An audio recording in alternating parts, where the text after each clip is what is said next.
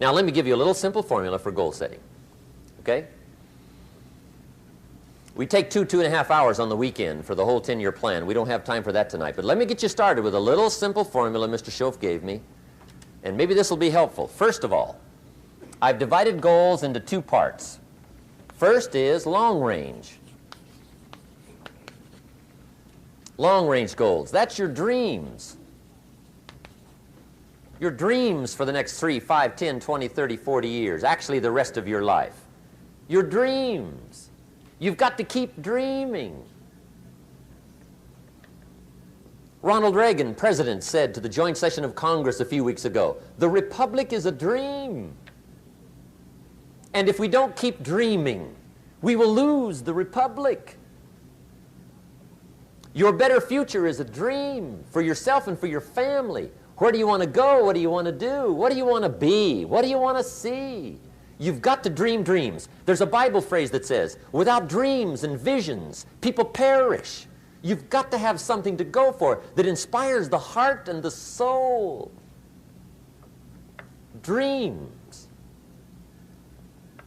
From the children of Sanchez, it says, take the crumbs from starving soldiers, they won't die. Take the bread from hungry children, they won't cry. But without dreams, we all will die. You've got to dream. Don't lose your dreams for yourself, for your future, for your family. The dreams of love and enterprise and travel and doing things, becoming something unique on your journey here. Don't lose your dreams. Do some dreaming. That's long-range goals. You've got to have those. So that's number 1. Here's the second part of goals, short range. Short-range goals. That's your goals for tomorrow, this week, this month, this year, the immediate future. We call these confidence builders. Because if you set up something short-range, go for it, get it, latch onto it, work hard, accomplish it. That starts building your strong feelings to go for your dreams. Now, I've divided goals into 3 categories. Here they are. Number 1 is economic. That's your goals for money, income, business, profits, production. Economics. Make sure you've got your economics well planned. Economics plays a major role in everybody's life. Economics is major, which means it ought to be meticulously well planned for tomorrow, this week, this month, this year, long range. What if you asked somebody tomorrow if you could see their meticulously well-planned list of economic goals? What would they probably say? They say, you some kind of a nut? You must be weird. Hey, I found out what success is. Success is doing what the failures won't do. Make sure you've got your economics well planned. It'll put you in the top 5%. One of the key little subjects we talk about on the weekend is the 7 fundamentals for wealth and happiness. And that's one of them, well-planned economics. It's a fundamental if you want to do well. Join the top 5%. Anybody in this room can join the top 5%, if you will. Okay. Now here's the second category of goals, things. Make a list of the things you want. And on my list of things, now I put everything. Little things as well as major things. Doesn't matter how small it is, it goes on my list. I used to just put major things, cars, homes. I don't do that anymore. I now load my list with everything. Everything. And the reason is, part of the fun of having a list is checking it off. That's it. Boy, at the end of the day, if you can go, got it, got it, got it, got it, got it, got it, whatever it is, right? You get into the habit.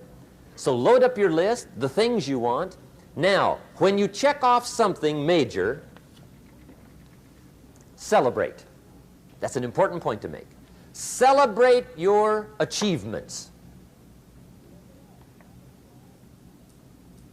Live it up. Have a party when you reach something you've worked for a while. See, we all grow from 2 experiences. One is called the pain of losing. The other one is called the joy of winning. We need both of them. Amplify them as much as you can, which also means make losing painful. If you set up something, fooled around, didn't get it, put it on yourself. On the other side, if you did get it, congratulate yourself. Self-congratulations is a sign of maturity. Seeking congratulations is a sign of immaturity. But hey, winning and losing, see, that's what it's all about. That's the name of the game. Now, some people lead such mediocre lives, at the end of the day, they don't know whether they're winning or losing.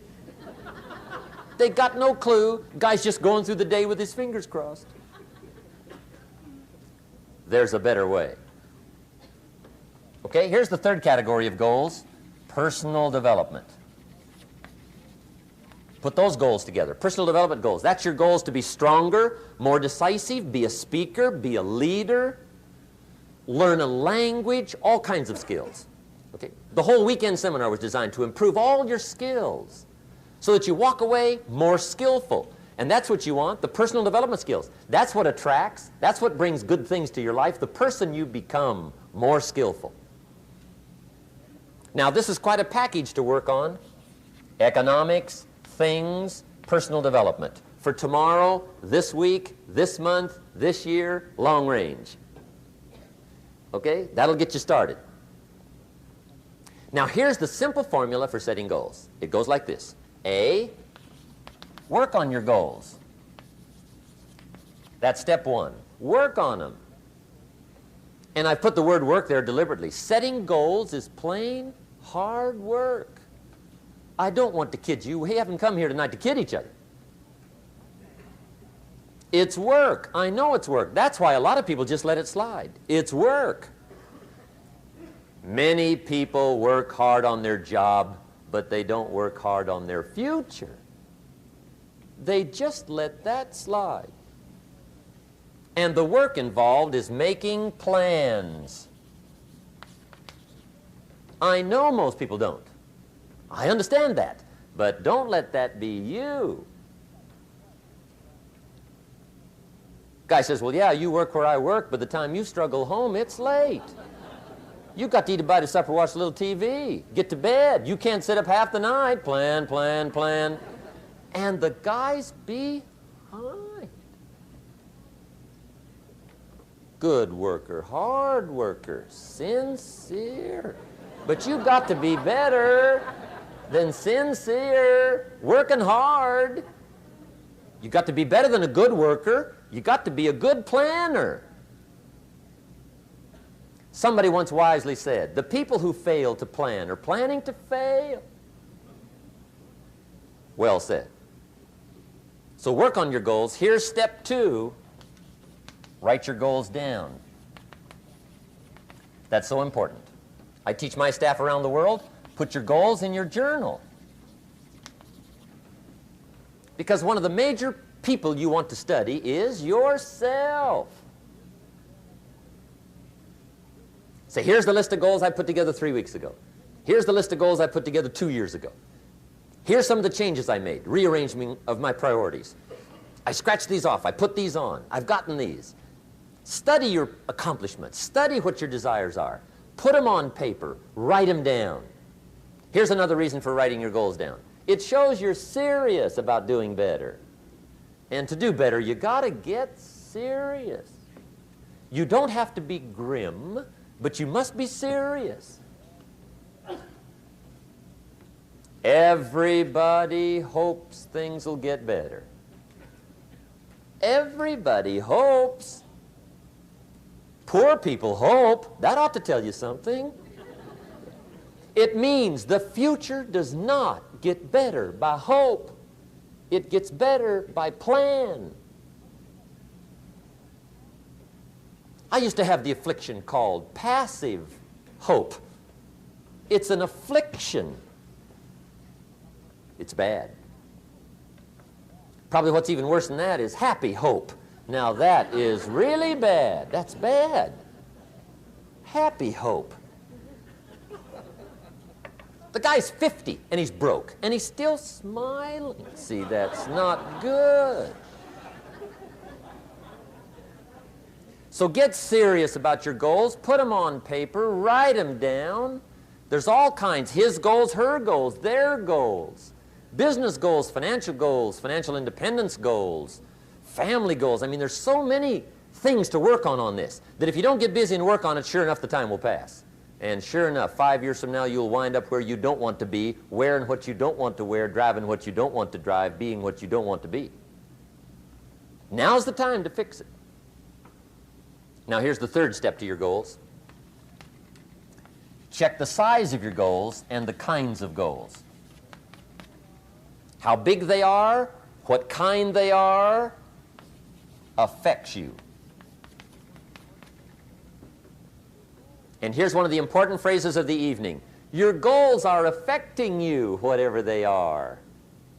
Your goals affect your handshake. Your goals affect your attitude, personality. Your goals affect the way you walk, the way you talk, the way you dress. All day long, we're being affected by our goals. Now, some people have goals, but they have such lousy goals. The effect is bad. I asked a guy one time, what are your goals for this month? The guy said, look, if I could just scrape up enough money to pay these lousy bills. That was his goal. I'm not saying it isn't a goal. It's a goal, but it's such a lousy goal, the effect is bad. You don't jump out of bed on Monday morning and say, oh boy, another chance to go out and scrape up the money to pay my lousy bills. See, you don't do that. Usually you say, oh, not another Monday.